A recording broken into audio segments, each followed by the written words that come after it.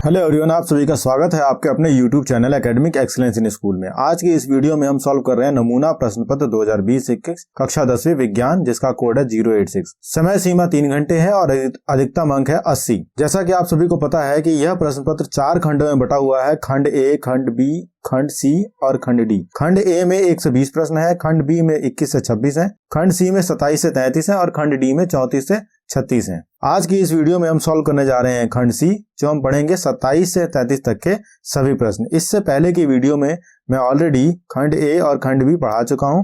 इस वीडियो के description box में आपको लिंक मिल जाएगा, जहां जाके आप उनको अच्छे से पढ़ सकते हैं। तो चलिए शुरू करते हैं। 27वें प्रश्न में गोल पीले, ये देखिएगा गोल पीले यानी 2 कैरेक्टर ले लिए गए हैं। गोल पीले बीज मटर के उनको आत्म परागण करने के बाद ये स्थिति आ रही है।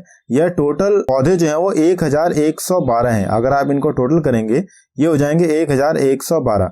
और यह पूछा गया है कि विरासत के तंत्र जो कि मेंडल ने बताया था, उसके बाद के परिणाम के बारे में आप बताइए अगर ये एक्टिविटी हो रही है तो। ये टोटल पौधे हैं 1112 और अगर हम इनके रेशो निकालें तो रेशो के लिए हम इन सभी को 64 से भाग कर देते हैं। अब बच्चे पूछेंगे 64 से क्यों भाग किया सर ने, तो मैं आपको बताता हूँ 64 से इसलिए भाग किया गया क्योंकि 64 अंक यहाँ पे सबसे छोटा है।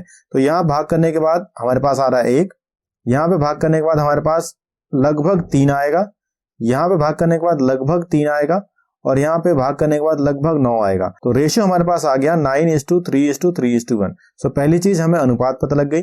दूसरी चीज हम देखेंगे कि माता पिता यानी गोल पीला पौधा एक तरफ है और फिर दूसरा गोल पीला पौधा है, उनके आत्म परागण के साथ हो रहा है। यानी माता पिता के जो कैरेक्टर है वह पूर्ण रूप से नहीं जा रहे हैं, यह संपूर्ण जीन सेट विरासत में नहीं मिला है। यानी इन दोनों के मिलन के बाद ही दूसरे सेट्स आ रहे हैं, जैसे गोल पीला, गोल हरा, झुर्रीदार पीला और झुर्रीदार हरा। तो ये 4 कैरेक्टर जो आ रहे हैं वो माता पिता के संयोजन के बाद आ रहे हैं, उनके गुण सूत्रों के संयोजन के बाद आ रहे हैं। तो दूसरी बात ये हो गई कि पूरे के पूरे सेट जो है वह नहीं आते, उनके गुण सूत्र के संयोजन के बाद आते हैं। तीसरा, उनके जो गुण सूत्र होते हैं उनका जो पृथक्करण होता है यह भी अलग अलग तरीके से होता है। ऐसा नहीं हो सकता कि गोल के साथ हमेशा पीला जाएगा या गोल के साथ हमेशा हरा जाएगा। यहाँ पे आप देख रहे हैं गोल के साथ पीला भी जा रहा है और गोल के साथ हरा भी जा रहा है, और पीले के साथ झुर्रीदार और झुर्रीदार के साथ हरा, यानी चारों जो गुण सूत्र हैं वह एक दूसरे से बिल्कुल भिन्न है। और यही कारण है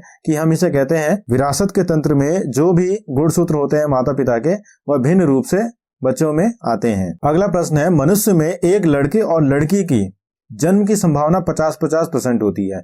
लड़के और लड़की के जन्म की संभावना 50% और 50% होती है। मनुष्य के लिंग निर्धारण के तंत्र के आधार पर आप इस कथन को क्या कहते हैं? तो मैं आपको बता रहा हूं कि अगर कोई मेल पार्टनर है और फीमेल पार्टनर है तो इनमें क्रोमोसोम जो होते हैं यहाँ पे अलग अलग होते हैं और यहाँ पे एक जैसे होते हैं। अलग अलग होने के कारण से हमेशा मेल जो है वो X और Y में से कोई सा दे सकता है और फीमेल जो है वो X और X दे सकते हैं।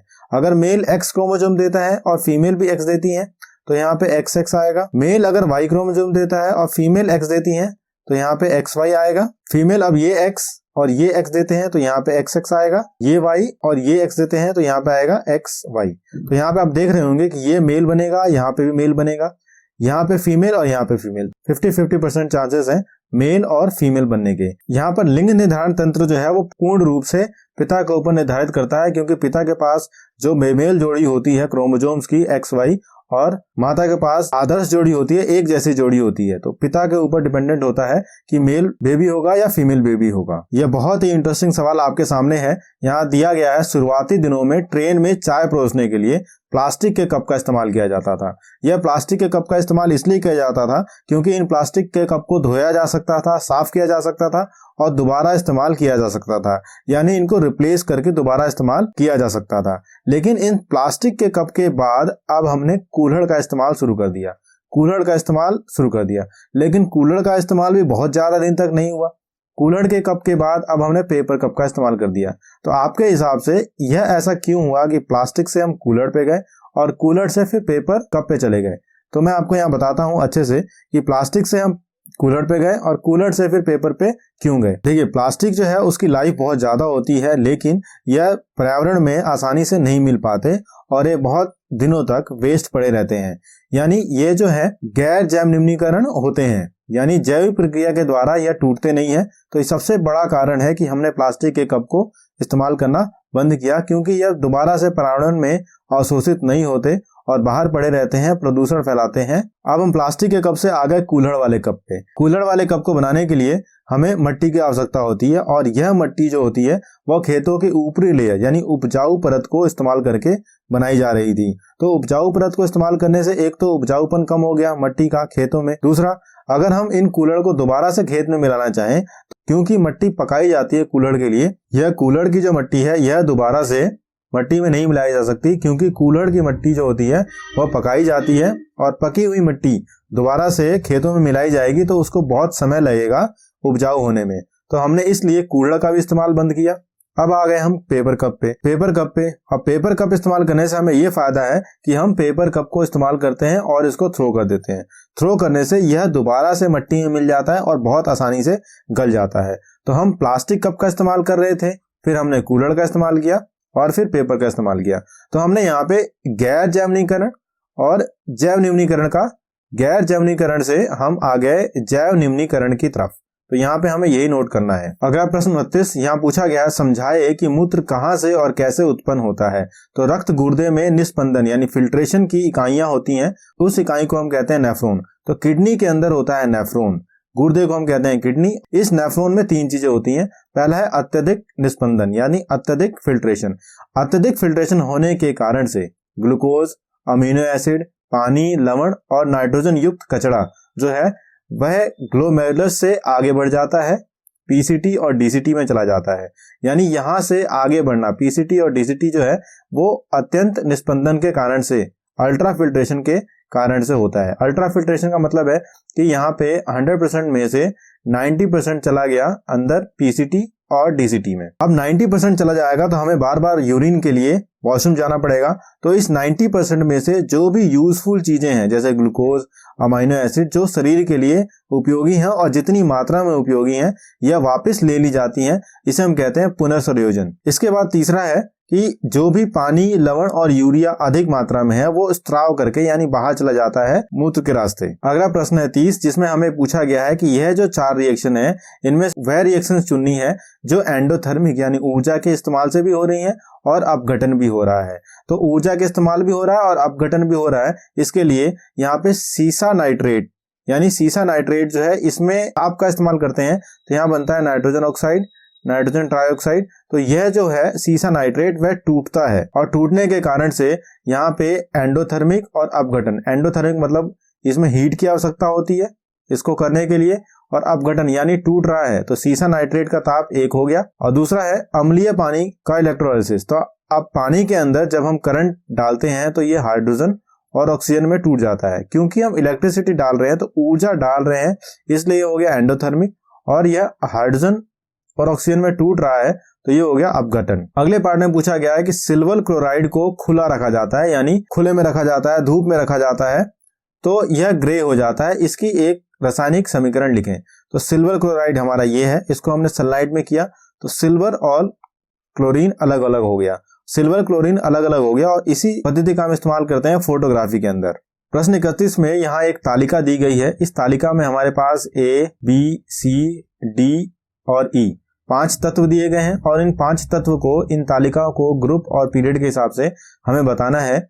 ये 3 प्रश्न। तो पहला प्रश्न है कौन सा तत्व एक धातु है जिसकी संयोजकता 2 है। अब आपको पता है कि धातु जो होते हैं वो हमेशा बाईं तरफ होते हैं और बाईं तरफ में हमारे पास संयोजकता D की है 2, क्योंकि D जो है वो समूह 2 में आ रहा है। तो वर्ग 2 में आने के कारण से D की जो संयोजकता होती है वह 2 होगी। दूसरा पूछा गया है कौन सा तत्व कम से कम प्रतिक्रियाशील है। तो यहाँ आप जानते हैं कि ये जो 18वां नंबर होता है ये हम कहते हैं नोबल गैस, और नोबल गैस होने के कारण से यह सबसे कम प्रतिक्रियाशील होता है, यानी किसी से भी प्रतिक्रिया नहीं करता। जैसे हीलियम हो गया, नियॉन हो गया, आर्गन हो गया, ये किसी से भी प्रतिक्रिया नहीं करते। तो यहाँ पे C जो होगा वो वर्ग 18 में है और नोबल गैस है, इस कारण से यह प्रतिक्रियाशील नहीं है।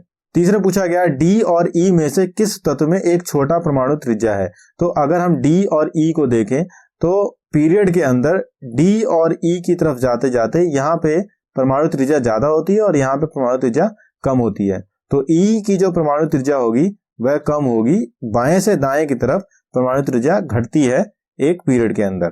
अगला प्रश्न 32 है। यहाँ पे इलेक्ट्रॉन डार्ट संरचना बनानी है हमें कैल्शियम क्लोराइड की। कैल्शियम का परमाणु संख्या है 20 और क्लोरीन की परमाणु संख्या है 17। कैल्शियम की परमाणु संख्या 20 है और क्लोरीन की परमाणु संख्या है 17। तो 20 के हिसाब से इलेक्ट्रॉनिक विन्यास देखा जाए तो 2 8 8 2 हो जाएगा, इसका 2 8 8 7 हो जाएगा। तो 2 इलेक्ट्रॉन एक्स्ट्रा है और यहाँ पे 7 यानी 1 इलेक्ट्रॉन इसको चाहिए। तो यहाँ पे 2 इलेक्ट्रॉन कैल्शियम के पास एक्स्ट्रा है, तो यह 2 क्लोरीन के पास चले जाएंगे और यहाँ बन जाएगा Ca का ऊपर +2 चार्ज क्योंकि इसने इलेक्ट्रॉन डोनेट किया है, और क्लोरीन के पास -2 चार्ज क्योंकि 2 क्लोरीन है तो 2 यहाँ आ गया और माइनस यहाँ, तो यहाँ पे माइनस चार्ज आ जाएगा क्योंकि इन्होंने एक एक इलेक्ट्रॉन एक एक क्लोरीन ने लिया है, और यह बन जाएगा calcium chloride. Electron dot structure of calcium chloride. अगला प्रश्न यह है कि आयनिक यौगिक जब ठोस होते हैं तो विद्युत को संचालन नहीं करते, यानी विद्युत का संचालन नहीं करते, लेकिन यही आयनिक यौगिक जो होते हैं वह पानी में डाल दिया जाए या फिर अम्लीय सॉल्यूशन में डाल दिया जाए तो विद्युत का संचालन करते हैं। तो मैं आपको बताता हूं, आयनिक यौगिक मुक्त आयनों की अनुपस्थिति के कारण ठोस अवस्था में बिजली का संचालन नहीं करते, लेकिन वे मुक्त आयनों की उपस्थिति के कारण पिघले और जलीय अवस्था में संचालन करते हैं। तो जब वो जलीय अवस्था में होंगे और पिघले होंगे तब वह संचालन करेंगे क्योंकि उनके आयन मुक्त हैं, और अगर वह ठोस अवस्था में है तो उनके आयन मुक्त नहीं होते, इस कारण से वह जो है विद्युत का संचालन नहीं करते। प्रश्न 33 में दिया गया है हवा के संबंध में पानी का अपवर्तनांक 1.33 और हीरे का अपवर्तनांक 2.42 है। तो 1.33 पानी के और 2.42 हवा के संबंध में। अब ध्यान रखिएगा, संबंध जो है वो हवा का है, यहाँ पे हवा का संबंध है और यहाँ पे भी हवा के संबंध में बताया गया है कि पानी का अपवर्तनांक 1.33 है और हीरे का अपवर्तनांक 2.42 है। अब हमें पूछा गया है प्रकाश किस माध्यम में तेजी से बढ़ता है, पानी में या हीरा में। तो हीरा का जो अपवर्तनांक ज्यादा है, हीरा का अपवर्तनांक ज्यादा है, ज्यादा होने के कारण से प्रकाश की गति इसके अंदर कम होगी यानी धीमी हो जाएगी, क्योंकि अपवर्तनांक ज्यादा है इसलिए उसके अंदर प्रकाश की गति धीमी हो जाएगी। दूसरा प्रश्न है पानी के संबंध में हीरे का अपवर्तनांक। तो पानी के जिसके भी संबंध की बात करी जाती है उसका जो अपवर्तनांक है वह नीचे आ जाता है, तो यहाँ पे पानी का अपवर्तनांक नीचे आ जाएगा क्योंकि इसी के संबंध की बात करी जा रही है, और हीरे का अपवर्तनांक ऊपर हो जाएगा 2.42। यह एक ट्रिक है, आप आसानी से समझ सकते हैं। जब हम संबंध की बात करें तो संबंध में जिसके संबंध की बात हो रही है वह नीचे आ जाएगा उसका अपवर्तनांक, और जिसके संबंध होने वाला है उसके कहते हैं अपवर्तनांक ऊपर। तो ये हो जाएगा हमारे पास 1.82 अप्रोक्सीमेट। तो ये एक ट्रिक है जो आप इतना सारा सॉल्व करने से पहले ही ये आसानी से कर सकते हैं। मुझे कमेंट करके आप बताइए कि यह वीडियो आपको कैसे लगी। अगली वीडियो में जल्दी डालने वाला हूं। Thanks for watching. Do like, share, comment and subscribe the channel for further learning.